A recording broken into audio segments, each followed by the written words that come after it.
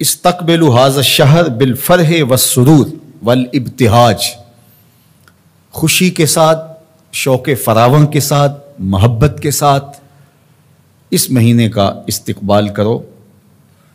یہ استقبال کی ایک صورت ہے۔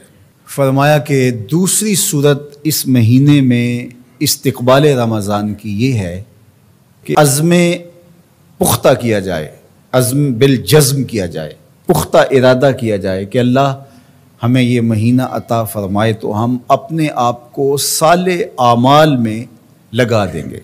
یہ ہے ماہ صیام کے استقبال کی صورت۔ منصوبہ بندی کرنا کہ قرآن مجید کی تلاوت مکمل کریں گے، اس کو ترجمے اور مفاہیم کے ساتھ سمجھنے کی کوشش کریں گے۔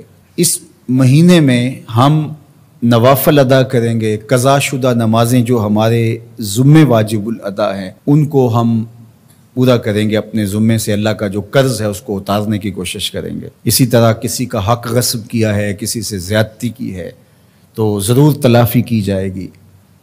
تہذیب نفس کے لیے کوشش کریں گے، اندر کو سنوارنے کے لیے کوشش کریں گے۔ میں اپنے آپ کو گناہوں سے بچاؤں گا، میری زندگی منظم ہوگی، میرے شب و روز مرتب ہوں گے، ہر وہ چیز جو اللہ جل شانہ کو ناپسند ہے میں اس سے گریز کروں گا، اللہ اور اس کے رسول کو جو چیزیں محبوب ہیں میں ان کو اختیار کروں گا، میرا عمل، میرے رویے، میرا طرز زندگی، میرا انداز معاشرت شریعت کے دیے گئے طریق کے مطابق ہوگا۔ تو یہ عزم ہے ماہ رمضان کے استقبال کی صورت۔ اور استقبال کے اندر علماء نے لکھا توبۃ النصوح ہے، پکی توبہ کا ارادہ، اللہ کے حضور پختہ عزم کیا جائے کہ مالک میں گناہ نہیں کروں گا۔ اور ماہ صیام چونکہ اللہ کی رحمتوں کا مہینہ ہے اور توبہ ان دنوں کے اندر کی جائے تو اس پہ قائم رہنا آسان ہے، اس لیے کہ جب ماہ صیام آتا ہے تو شیاطین باندھ دیے جاتے ہیں، تو تہذیب نفس کا، اصلاح باطن کا، تزکیہ باطن کا، تصفیہ باطن کا بہترین موقع، بہترین موسم ماہ صیام رمضان المبارک۔ ارادہ کرنا چاہیے کہ میں تلاوت کلام مجید اس پورے مہینے میں مکمل کروں گا اور اس کو معانی و مفاہیم کے ساتھ سمجھنے کی کوشش کروں گا۔ ایک پورا شیڈول مرتب کریں مہینے کا، اپنے بچوں کو بٹھا کر کے ان کو شیڈول دیں، دینی کتابیں، ضروریات دین کو سیکھنا اس مہینے کے اندر۔